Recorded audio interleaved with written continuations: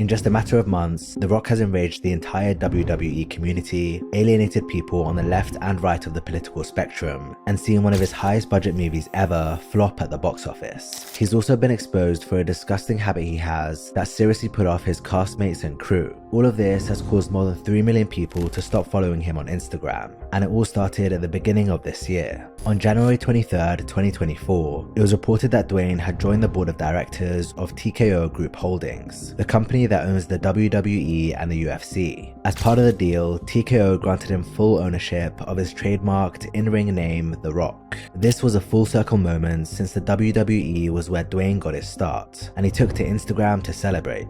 No one took issue with his appointment to the board, at least not at first, but that all changed on February 2nd, 2024. At the time, Roman Reigns was world champion in the WWE, and he had been for 3 to 4 years, making his world title reign the 4th longest in WWE history. Of course, we all know the WWE is staged, so the entertainment value doesn't come from real stakes like in MMA or boxing, but from the storylines and spectacle. And for a while, the question on everybody's lips was who will be the one to dethrone Reigns. It seemed like the WWE was setting up a wrestler called Cody Rhodes as the guy to do it. Cody had been in the spotlight for a couple of years. He's the son of wrestling legend Dusty Rhodes, who often partnered up and wrestled alongside The Rock's dad in the 80s. There's a lot of history between Cody, his family, and the title, as his father was never able to hold it, so it felt like the natural story for Cody to defeat Roman and achieve what his father never could. He had a chance in 2023 after winning the Royal Rumble, as he faced off against Reigns at WrestleMania 39. However, Cody lost the match and had to spend the following year working his way back for a potential rematch. By February 2024, all the pieces were in place for him to get a second shot, as he'd built himself back up and won the Royal Rumble for the 2nd year in a row. Traditionally, winning the Royal Rumble automatically earns you a title shot, so Cody vs Roman was pretty much set in stone, but that was until The Rock entered the picture. On February 2nd, 2024, just days after The Rock joined TKO's board of directors, the WWE held a SmackDown event where he made a surprise appearance. Cody was the one to introduce him after announcing that he wouldn't challenge Roman for the title at WrestleMania 40. This didn't make sense given everything had been building up to that, and you could tell from the look on Cody's face that he wasn't happy about it. He ended up leaving the ring and The Rock and Reigns faced off. And for a second, it seemed fine because the crowd in Birmingham popped, big. Rock and Roman had their stare off. Everyone in Gorilla afterwards were, being, okay, great, we're on track. And then, as you voiced, the vitriol came. Felt so out of character when Cody left the ring. You win the Rumble, almost beat Roman last year, wants the title for his father, but gives it up to The Rock. Sad. How will they market next year's Rumble match? 30 men will enter the ring, but only one will get the chance to give up his title shot to Dwayne. Another part-timer comes to take a spot they didn't deserve from current hard-working talent once again. As often happens, it was a case of The Rock's main character syndrome causing problems for the people around him, and some reports even claimed that he leveraged his new position on the board to take Cody's place. The clip from the event has around 520,000 dislikes on YouTube, making it the most disliked video in WWE history. The wrestling community was not happy, and they rallied behind Cody, but on a podcast appearance he made just a few days after the event, The Rock sent them a scathing message. I love Cody, I love his passionate fans. Then there's the other passionate fans of Cody. Yep. And they're called the, what's that? Oh, Cody Crybabies. Yeah, that's what they're called. Okay, all right. Okay, got it. I didn't know the name that was coming. It was the Cody Crybabies, and these are grown-ass men. And Cody gotta finish his story. He had to finish his story right now. It's like, wait a second, hold on. Hey, Dad, you want to go outside and play catch with me? Not now. Cody's and I'm upset. The wife comes in. Hey, honey, do you want to go have sex? Not now. Cody's gotta finish his story. At the end of the day, look, you got the Cody Crybabies and you have the Cody fans and you have Cody himself, and there's a clear distinction between the three.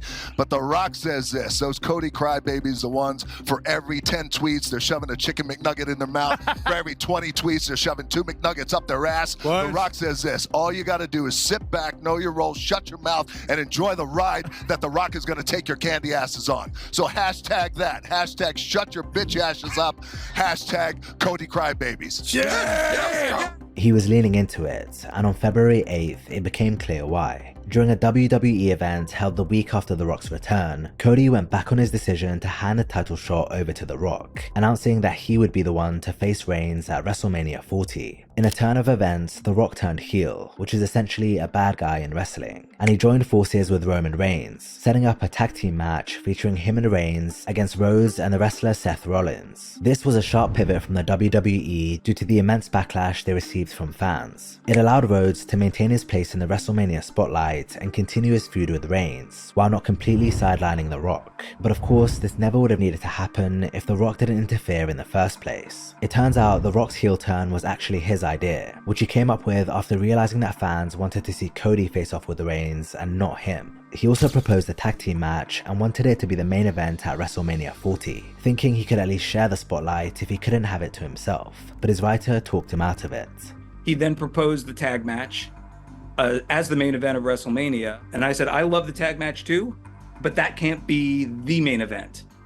That could be night one main event, but I don't think there's a world that exists anymore that can't end with Cody beating Roman for the title on night two. The Rock ended up conceding, allowing Cody to have his moment against Reigns, but you can bet he wasn't too happy about playing second fiddle. It all worked out in the end, and Cody won the title from Reigns, but The Rock's ego came very close to derailing the whole thing. Imagine being able to bring your ideas to life with stunning videos like your favorite creators. Videos of professional quality that you're excited to share with others. And what if I told you you could do all this no matter your skill level with a super intuitive tool? Well, now you can with InVideo AI, which will do all the heavy lifting and put you in the director's seat. Take a look at this example of a man cooking kimchi at home, generated entirely by InVideo AI. Everything from the ingredients to his movements look extremely realistic, and the video was generated in just minutes using a single sentence prompt. You can imagine the number of different applications this could have to suit any creative vision. While your generated video plays, you can edit it in real time with simple prompts, easily adding new elements to the mix. Plus, InVideo AI's voice cloning feature allows you to narrate the whole video using your own voice. Unlike traditional video tools that come with steep learning curves and only handle parts of the video creation process, InVideo is the creative partner that does it all. It removes all the friction, making the process so smooth and intuitive that it feels effortless, allowing you to focus on what's most important, your vision and ideas. You can try InVideo AI today for free, using the link in the description of this video. It will save you hundreds of dollars that you would otherwise spend on editing, animating, and other production costs. Now back to the video.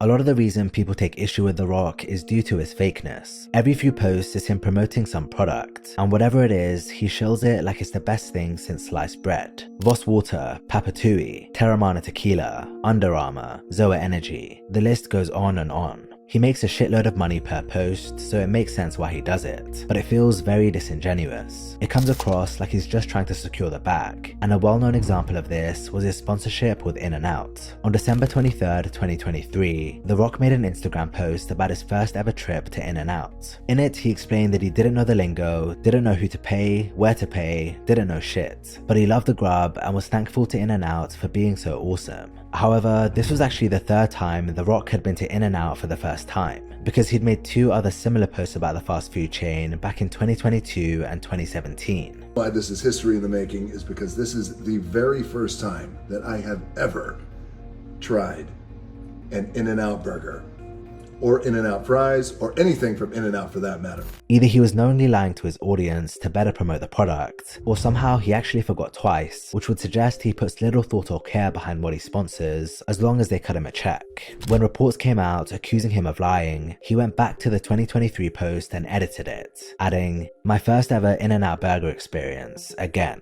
Thanks to the fans who reminded me that I went to In-N-Out years ago and totally forgot about it. More than anything, The Rock wants to be liked, so he does everything in his power not to get on anyone's bad side, whether that's by trying to explain away a silly situation like In-N-Out, or by apologizing for something more serious, like when he asked the public for donations toward the Maui wildfires, rather than donating more himself.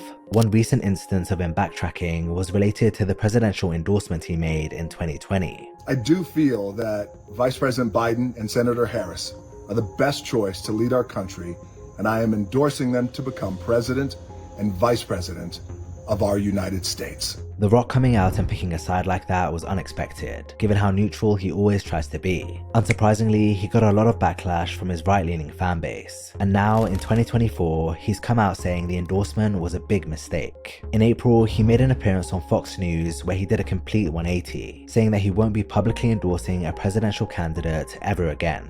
I just thought, hey, our country feels like there's a lot of unrest. It feels like I would like things to calm down. Maybe we need a change. This is what I'm going to do, and this is who I'm going to endorse. The takeaway after that, months and months and months, I started to realize, like, oh man, that caused an incredible amount of division in our country. So I realize now going into this election, I'm not going to do that. I wouldn't do that because my goal is to bring our country together. I believe in that in my DNA. So in the spirit of that, there's going to be no endorsement. Not that I'm afraid of it at all, but it's just I realize that this level of influence, I'm going to keep my politics to myself. Some saw this as a confession that he wants to vote red, but most saw it as The Rock simply protecting his business interests. The Rock isn't a right-leaning guy. He leans in the direction that gets him more exposure and money. Never forget that. Dwayne isn't very good at hiding what's really important to him, and it can be seen during his explanation of why he's not endorsing anyone, as he just had to mention that he's the most followed American man on Instagram. And back then, just like I am today, very lucky, I was then the most followed American man in the world, and I am today the most followed American man in the world, and I appreciate that. If there's one thing The Rock promotes more than all his sponsors, it's himself. At one point in the interviewer actually asked him a good question about whether he's addicted to people liking him, and his response didn't go down well with the viewers. If you're always pursuing and seeking people liking you, then who are you but for the potential reflection of what they want you to be? That's right. As you and I have talked about, if you ask me a direct question, I'm always going to give you a direct answer, whatever it is. And that's important to me. And authenticity, we hear that word a lot, but that's important to me. In today's easy cancel culture world, and cancel culture, woke culture, this culture, that culture, division, etc., that really bugs me.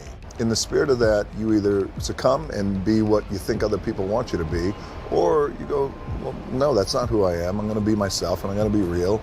And if you ask me something, a real answer is important, and the truthful answer is important, and that may get people upset, it may piss people off, and that's okay. Dwayne got slaughtered online for this. Fucking hell. Everything that comes out of this man's mouth is pure garbage. What a load of shite. Him lecturing anyone on authenticity is a joke. The fact that he essentially says, I won't speak up about what I believe in anymore, but then immediately pivots to, I believe in being your authentic self, is a paradox that perfectly sums up how inauthentic The Rock truly is, and a treasure trove for anyone writing future articles about him. Hollow is, as you said, the perfect way to put it, because the man is always playing every side and every angle. Hearing what people think about him now, it's crazy to think that just a few years ago, 46% of Americans said they'd vote for him if he ran for president. At this point, it's well known that The Rock cares about his public image more than anything. Almost all his film roles play him up in some way or another, whether that be by showing him to be charismatic, tough, funny, or brave. He meticulously manages every aspect of his on-screen persona, and often that results in him being overly controlling behind the scenes. For example, for many years, The Rock had a bitter feud with his Fast and Furious castmate, Vin Diesel. It started because The Rock didn't like how things were being run on set, and he made a play to take over. Not only did he impose his way of working on the crew, even though he was a later addition to the cast, but he did everything in his power to increase the importance of his character, Luke Hobbs. This involved pushing for more lines, more screen time, and more action scenes, and he ended up getting his way, even managing to have his own spin-off movie made called Hobbs and Shaw. He went from a side character to the main event, which in The Rock's book was a win, but his behavior along the way showed how much of a diva he can be. For one, he limited potential story arcs by insisting he never be made to look weak on screen. But worse, he made an Instagram post obviously directed at Vin saying this: "This is my final week of shooting Fast and Furious 8. There's no other franchise that gets my blood boiling more than this one. An incredible, hard-working crew. Universal has been great partners as well. My female co-stars are always amazing and I love them. My male co-stars, however, are a different story. Some conduct themselves as stand-up men and true professionals, while others don't. don't. The ones that don't are too chicken shit to do anything about it anyway. Candy asses. When you watch the movie next April and it seems like I'm not acting in some scenes and my blood is legit boiling, you're right. Posting this wasn't a good look, and The Rock quickly realized that and deleted it. But even now, several years later, he's still doing strange and unprofessional things. The Rock recently filmed a movie called Red One, a Christmas film with a star-studded cast and massive budget. In April of this year, reports came out about his conduct on set, and it ranged from concerning to downright weird. According to a report by The Wrap, The Rock would regularly show up 7 to 8 hours late to set, which apparently resulted in a $50 million increase in the movie's production budget. Arguably worse though was what he would do when he was there. Dwayne apparently drinks a lot of water, which makes him need the toilet a lot. But instead of going to the bathroom like any normal person, he deals with this problem another way. On set, away from his trailer, if he needs to pee, he doesn't go to the public bathroom. He pees in a Voss water bottle and his team or PA has to dispose of it. Last month, Dwayne did an interview with GQ where he was asked about this, and he admitted that it's all true. I pee in a bottle, yeah, that happens. That does happen. What about the late part of that story? Yeah, that happens too. Really? Okay. But not that amount, by the way. That was a bananas amount. It's hard to understand why he can't just use a toilet like everyone else does, especially since peeing in a bottle is so unhygienic. But I guess he doesn't care as long as his assistants take care of it for him. The truth is, it's been a habit he's had for a long time, and he's even spoken about it proudly in the past. This is called desert sand. It's a badass color, never seen before on the market in a training shoe. And I just realized you just saw my big bottle of pee. Look, I go hardcore when I train. I don't have time to go to the bathroom. I find a bottle, I pee in it, and I keep training like a beast. Well, yeah, the headline is actually true. I do pee in my water bottles, but let me give context to that because everyone's leaning in now to what this means. It's not a water bottle that I've actually purchased solely for water that you wash and you clean when you're done using it. These are just bottles that I'm no longer using. And usually the gyms that I work out in don't have a bathroom because they're the Iron Paradise. There's no bathroom there. It's just hot, sweaty, and dirty. I usually stay pretty hydrated. I need to go to the bathroom a lot. Not a lot, but probably a couple of times during every workout I have to go to the bathroom. So I break out the bottle. The reasoning of his gym not having a toilet obviously doesn't apply on the set of a movie, so in reality, he probably just does it because he likes to. Dwayne's habits on set aren't the only reason he's made news for Red One. He's been getting mocked all over the internet for comments he made during the promotion of the movie, comparing it to Oppenheimer. He said, "With Red One, our intention was to make a movie that you can enjoy on the biggest screen possible. Legitimately, the biggest screens possible, well, they're IMAX. I was midway through shooting Red One. I had an opportunity to go watch Oppenheimer, and I watched it in the IMAX theater where Christopher Nolan watches and screens his movies, him and Emma, his wife. I even asked, let me sit where Chris is sitting. So they said Chris sits here to enjoy the movie. So I sat where Chris sat. I watched Oppenheimer. It was amazing. But I was thinking, holy shit, this thing, Red One on this screen with this technology can be game over. I remember texting Jake, and I sent him a picture first of my bare chest, and then I sent him a picture of the screen. We just had a great conversation afterwards about just how cool it's going to be. It's going to be very cool. Wowee, what a story. A thrilling tale indeed. Either The Rock is completely delusional, or he wants people to ridicule him, because comparing Red One or any of his projects to Oppenheimer is madness. Now, what he said sounds even worse, because Red One still hasn't recouped its costs after over a month in theaters. The more time passes, the worse it feels like The Rock gets. For someone who wants so badly to be loved, he keeps shooting himself in the foot over and over. At this point, it doesn't look like he's ever going to recover the goodwill he had in the past, and I'd say it's for the best, because we shouldn't pedestalize someone whose primary concern is the number in their bank account and the amount of people cheering for them.